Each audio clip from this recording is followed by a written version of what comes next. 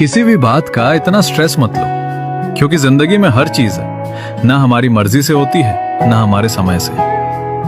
कभी कभी हम बहुत कोशिश करते हैं सब कुछ जल्दी पाने की, कुछ रिश्तों को बचाने की, कुछ सपनों को पकड़ के रखने की, लेकिन फिर भी चीजें वैसी नहीं होती जैसी हम चाहते हैं। तब समझ आता है कि ना किस्मत से ज्यादा कुछ मिलता है और ना वक्त से पहले। जो तुम्हारा है वो तुम्हें ढूंढते हुए भी तुम्हारे पास आ जाएगा, और जो तुम्हारा नहीं है उसे कितना भी रोक लो, एक दिन वो दूर चला ही जाएगा। इसलिए हर बात पे परेशान होना छोड़ दो, थोड़ा सब्र रखो।